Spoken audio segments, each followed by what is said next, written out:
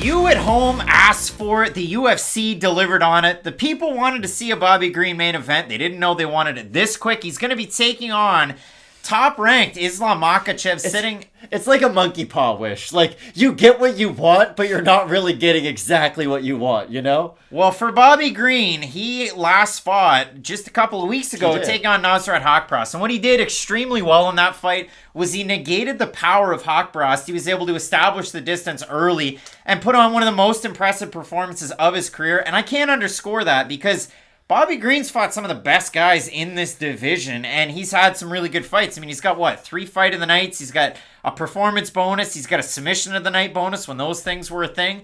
But it's kind of crazy to see the career arc of Bobby Green from down in the doldrums fighting guys that are long forgotten to fighting some of the biggest names, like I said, in this division. It has been wild because he fought Dustin Poirier, Edson Barbosa in his initial rise to the top of the division, and maybe rise to the top of the division is a bit of an over-exaggeration, but he was a ranked fighter fighting on pay-per-view main cards, and those are opportunities that aren't afforded to everybody. So it kind of tells you just how important Bobby Green was to this division, but had a few losses to some really, really good fighters. Had some weird bouts of inactivity too, like threatened to retire after a couple weird losses, but he has been able to rekindle himself and really have a nice run as of late. When you're fighting Bobby Green, you remember the show Wipeout with all the different obstacles? You know the wall with all the different boxing gloves? That's what it's like to fight Bobby Green. Every time you try to close the distance, you're constantly getting met by something, whether it's a jab, whether it's a whipping right hand. You're never safe when you're in boxing range with a guy like Bobby Green because he has volume that rarely we see in this division. Now, does he have the best level of power ever? No, he doesn't. He does require a very high level of volume to really start to damage his opponents, but like we've seen in his last 2 fights, when he can put together 1 punch and 2 punch, the effects are devastating. And I even switched my pick from Bobby Green to Nasrat Haqparast on question mark kicks right before the fight happened. I thought, okay, Nasrat's footwork is really going to be able to neutralize some of the boxing of Bobby Green. Boy, was I wrong going into that fight, because what Green did was he made Nasrat pay every time he took a step forward. And every time he took a step forward, it was jab, jab, jab, jab. Whip that head back, whip that head back. Just kept on making his presence felt in the cage. He's going to have to do a very similar style of fighting when he's fighting someone like Islam Makhachev this weekend. Because, listen, Islam's not trying to get on the inside to box with you, no. But he still needs to get on the inside to use his wrestling. And for Green, I really do think that the high level of volume is going to work out really well early on in the fight. But again, this is sort of how I stamp this fight. You're probably sick and tired of me saying this, but when you're fighting a wrestler that you know is going to take you down, what's the best thing to do? Let your hands go. Islam Makhachev is going to get Bobby Green down during this fight. A bit of a Skip Bayless hot take by me, I know, but you get the idea. Like, you're fighting one of the best wrestlers we've ever seen in this division, and you're coming in on short notice. You have to expect that at some point you're going to be put in a very, very bad position. If you're Bobby Green, I don't know why you wouldn't just go for broke early on in the fight. Do the Jorge Masvidal, Ben Askren. Go for something wild. Just try to win as fast as you possibly can, because we all know what this fight's going to look like around 4 and round 5, and it's not going to be pretty for Bobby Green. No, and that's the thing. I mean, if you have a look at Fight Night picks, we said we're working away at next weekend's UFC Vegas 49, and it's a feature every week. We need to know who you've got in the main event. 73% of 892 total votes going with Islam Makhachev, 27% the comeback on Green. DM3 saying Bobby Green is going to get ragdolled. My G, Bobby has a pretty good chance with full camp, and even though he only fought 2 weeks ago, I don't believe the necessary preparation for a guy like Islam. There just aren't many people like him grappling. I think there's something that has to be said, though. I don't look at the short notice opportunity with Bobby Green as being that big of a detriment to him. Like, Bobby Green is notorious for always being in shape year-round. I know he hasn't always been active. He's flirted with retirement before, but Bobby Green will always be in shape and always have good cardio. Those are some of the few guarantees you can always have going into a Green fight. That's why on short notice, I don't put that much stock into it. I still think we're going to see a relatively 100% Bobby Green going into this weekend. Do you disagree with that, or do you think he'll be about 100%?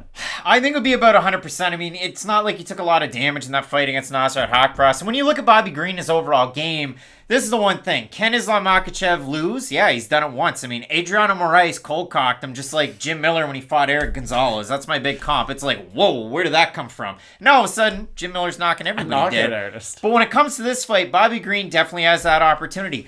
He has to establish the distance. Islam Makhachev's a guy that crowds the distance and takes it away with his wrestling. Like, Haqparast struggled because For Haqparast, yeah, he's got to get his footwork moving. He's got to get his hooks to start landing his power, to then go to the body and really try and unravel his opponent's game plan. He couldn't do that. And every time he went to throw a power shot or a hook, A, he was either met with a straight shot down the middle, or B, it was Bobby Green's shoulder on the roll. Like, it's you don't often see MMA fighters slipping punches like Bobby Green was able to do. And I know somebody else on the internet that's from DC has talked extensively about Bobby Green slipping punches and how good his boxing is. Obviously, Luke Thomas does a great job at that, so I'll just hammer it home one more time.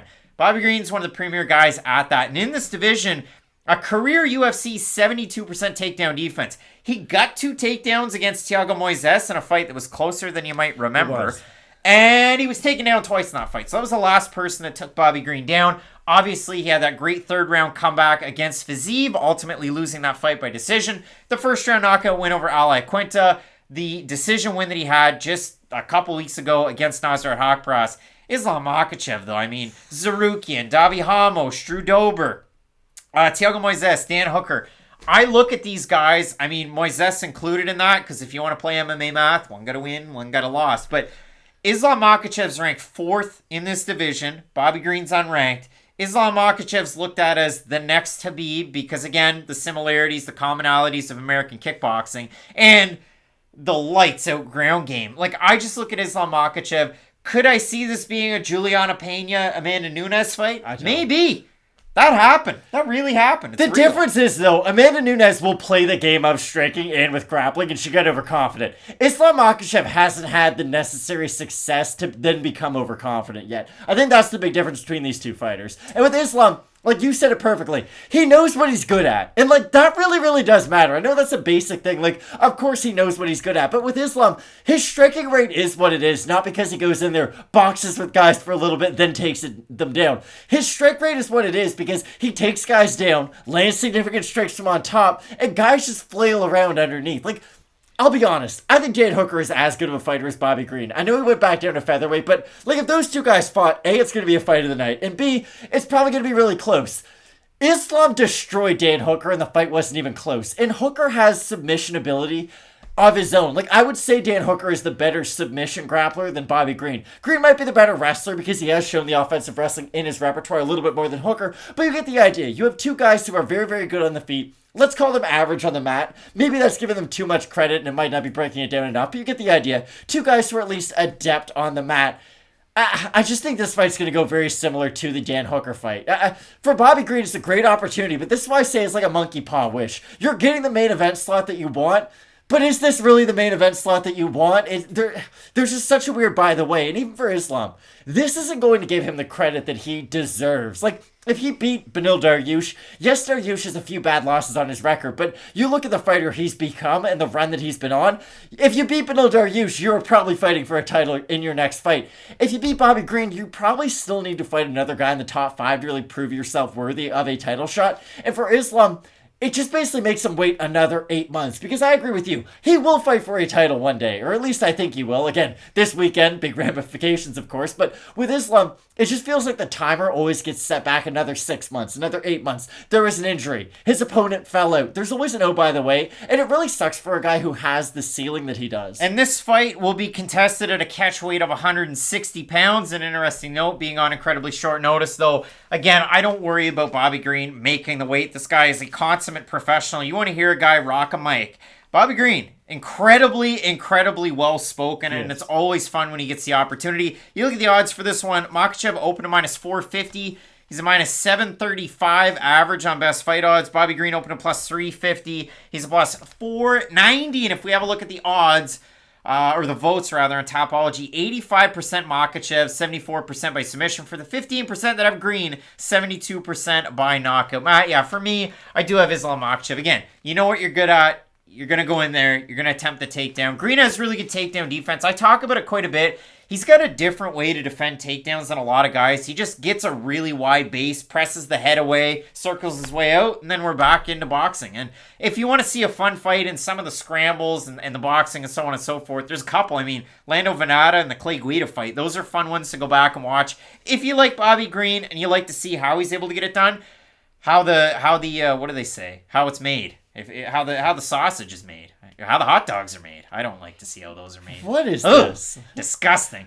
But there's definitely a path to victory for Bobby Green, and if you like to see that as a positive, so be it. But in this one, Makhachev is so lights out on the ground, so lights out with the takedowns, and I just have to go with him in this one. Like, if I was on the show, Can You Beat Bobby Flay? I feel like the odds would be very similar. He'd be like a minus 750 over me. Like, I have a chance to throw something nice together, but he's probably going to beat me and is probably going to be dominant. I like Islam Makhachev in this matchup. He doesn't get hit. I think that's probably an important thing to bring up. Like, he is like Hamzat Chimaev is what I meant to say, with his striking defense. If you're on top in mount, the guy underneath is going to have a really hard time hitting you clean. Makhachev was built to beat guys like Bobby Green. It just is unfortunate, like I've been saying, that he probably won't get the respect he deserves, even if he does have a dominant performance over Green. We have a big-time main event. Bobby Green stepping in on short notice. Do you have him to get the win? Stranger things have happened. Adriano Moraes. It's Martins. I know it's Martins. I screwed up, all right? Come on. Big-time guy way back when. He was able to get the win. So let us know down below in the comments section who you have. We have Fight Night Picks question mark kicks coming up 2 hours before the prelims on the channel. You're going to want to check that one out. Make sure you check out the site too, fightnightpicks.com. All sorts of great content over there. Our own Joshua Hart just doing the damn thing over there. You can find some of the merch on the site and all sorts of other stuff, including the podcast. So find that. Us on Twitter and Instagram at Craig Allen FNP, at Matt Allen FNP, at Fight Night Picks. If you're not subscribed, please do so. Again, those comments help. Those likes help. They do. Just tell a friend. Share the videos around. Play that game the whole 9 yards. Keep it locked in with Fight Night Picks, as we always say. Let's get into it.